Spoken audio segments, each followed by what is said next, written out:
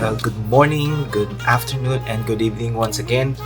Ito po yung continuation po natin nung last video na ginawa ko regarding sa DIY application sa New York State Board of Nursing. So, gaya ng sinabi ko, meron kayong tatlong proseso na gagawin, di ba? Yung fill upan nyo yung Form 1, next is yung Form 2 or yung Nurse Form 2F, and then yung Form 3 o yung Form Nurse 3F. So, yun lang yung gagawin nyo. So, actually, yung tatlong steps na yun, pwede nyong unahin kahit ano doon. So, pwede nyo unahin yung online form 1, pwede nyo unahin yung online form 2, or yung form 3. Kasi, actually, pwede nyo siyang pagsabayin simultaneously. Let's say, for example, nag-fill up na kayo ng online form 1.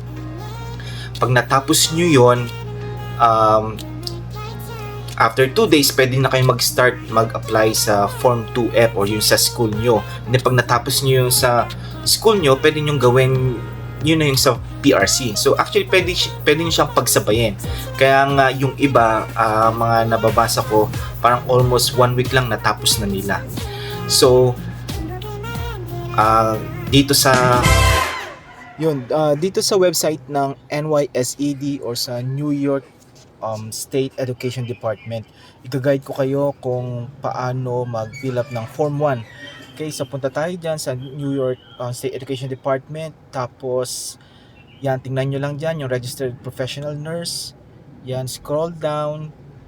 Yan, tingnan nyo dyan. So, pumunta tayo dito mismo sa application form. Diyan yung makikita yung lahat ng mga application forms na kakailanganin natin. Yung 1, 2, and 3. So guys, tingnan nyo guys, sa mandated training, mamaya o sa separate video ko to gagawin. Yun guys, kailangan bago tayo magsagot ng Form 1, kailangan tapos na natin yung mandated training, yung infection control at yung child abuse. Gagawa ko ng separate videos about doon. So yun na nga guys, nakinilik na natin yung online form 1. So yan, basahin nyo yan. Tapos andyan din yung online form 2 and form 3F. So yan, dito na tayo no. Sa online form 1, merong 5 steps. So yun na nga guys, so basahin nyo yan isa-isa. Meron dyan regarding about fees. So yan yung step by step. So basahin nyo yan. Tapos tsaka kayo bibigin application. So, eto na yun guys. Yung 1, 2, 3 hanggang 5. So, ang suggestion ko sa inyo, dapat ready na yung mga certificates nyo, yung mandated training na child abuse at saka infection control. So, ayun na nga. Basta i-ready nyo lang yung credit card, yung it's either MasterCard or yung debit card na Visa.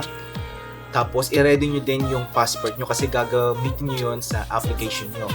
Tapos, I suggest, bago kayo mag-fill up ng online form 1, tapusin nyo muna yung 2 mandatory training ng sinasuggest ng NYSED, yung child abuse, tsaka yung infection control.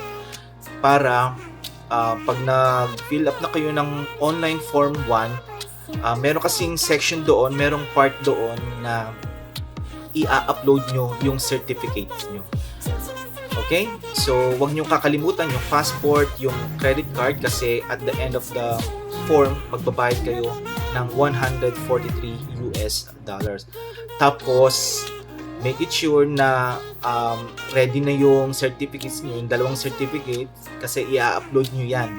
Yung infection control tsaka yung child abuse.